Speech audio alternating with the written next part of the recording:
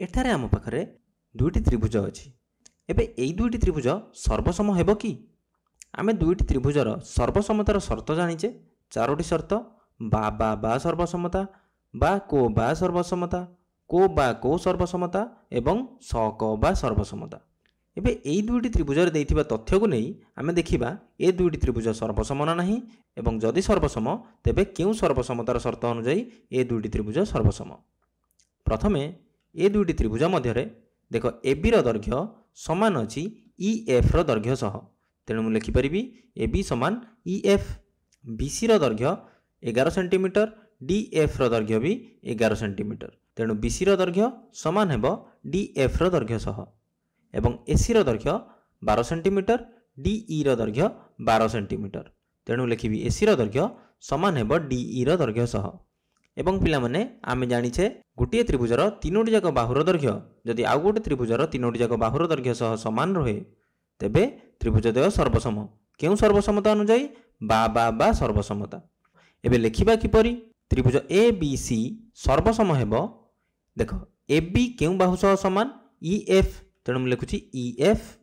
एबे BC द्वितीय तृतीय BC समान अछि DF सह तेणु DF AB समान अच्छी EF सह BC समान अच्छी DF सह। एठी आमे लिखिबा कोन EF DF एपरि तो लिखि परिबानी तेणु किपरि लिखिबा देख मु DF को उल्टे की जदि लिखिदेबी FD एबे आमे EFD लिखि परिबा EF लिखिचे डाहाण पार्श्वर गोटे D लिखिदबा एबे D लिखिदेले जतबेले देख AB प्रथमे आसुतला प्रथम द्वितीय EF प्रथम द्वितीय देख AB एवं EF समान अछि BC DF देख BC द्वितीय तृतीय DF द्वितीय तृतीय तेणु BC भी समान अच्छी FD सह एवं AC समान अच्छी DE सह AC प्रथम तृतीय आसूची डाहाण पार्श्वर भी देख DE प्रथम एवं तृतीय आसूची तेणु AC भी समान अच्छी DE सह तेणु बा सर्वसमता अनुसार ए दुईटी त्रिभुज सर्वसम। एबे आमे आउ गोटे उदाहरण नहीं देखिबा ABC त्रिभुज देइछि हमकु एठारे हमकु दुईटी त्रिभुज देइछि PQR एवं DEF एवं पचारिछि ABC त्रिभुजटी केउ त्रिभुज सह सर्वसम ए दुईटी त्रिभुज मध्यरु केउ त्रिभुज सह सर्वसम। ABC त्रिभुज रे हमकु तथ्य देछि दुईटी बाहुर दैर्घ्य एवं गोटे कोणर परिमाण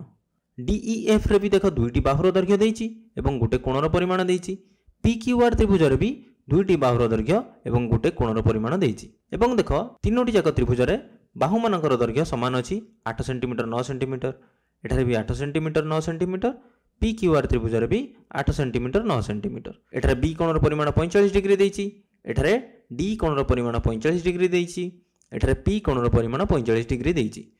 तेणु आमକୁ तो लागुची ए दुईटी जाक त्रिभुज सर्वसम हेबो ABC सह किंतु एपरि हबो नाही काहेकि ABC त्रिभुज रे जेउ कोणर परिमाण आमକୁ देछि अर्थात B कोणर परिमाण ए B कोणटी देखो AB एवं BC एई बाहुद्वय मध्य रे अछि एवं AB रो एवं BC रो दैर्घ्य भी आमे जानिछे 8 सेंटीमीटर 9 सेंटीमीटर तेणु आमको जो दुईटी बाहुर दैर्घ्य देछि सेई बाहुद्वयर अंतर्गत कोणर परिमाण देछि किंतु DEF त्रिभुज रे देख आमको DE रो दैर्घ्य देछि EF रो दैर्घ्य देछि तेणु DE एवं EF रो अंतर्गत कोण को गोटे E कोण किंतु E कोणर परिमाण आमको देई नाही आमको देछि D कोणर परिमाण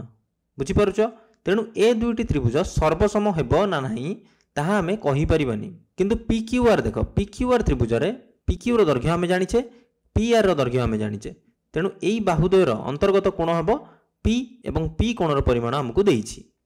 तेणु ए दुईटी त्रिभुज सर्वसम हेई पारे तेणु लेखुची त्रिभुज ABC एवं PQR मध्य रे AB रो दैर्घ्य 8 सेंटीमीटर PR रो दैर्घ्य 8 सेंटीमीटर तेणु AB रो दैर्घ्य समान हेबो PR रो दैर्घ्य सह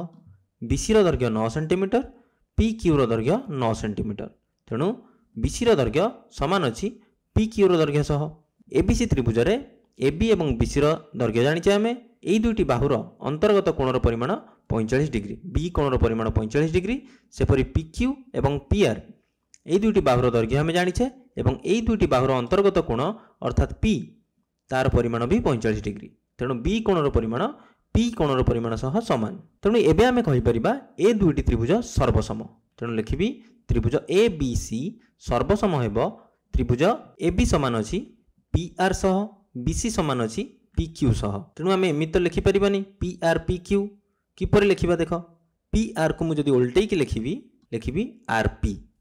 एबे आर पी पी क्यू आम लिखिपर आर पी क्यू तेणु एबीसी त्रिभुज सर्वसम हेब त्रिभुज आर पी क्यू सह क्यों सर्वसमता अनुजाई बा को बा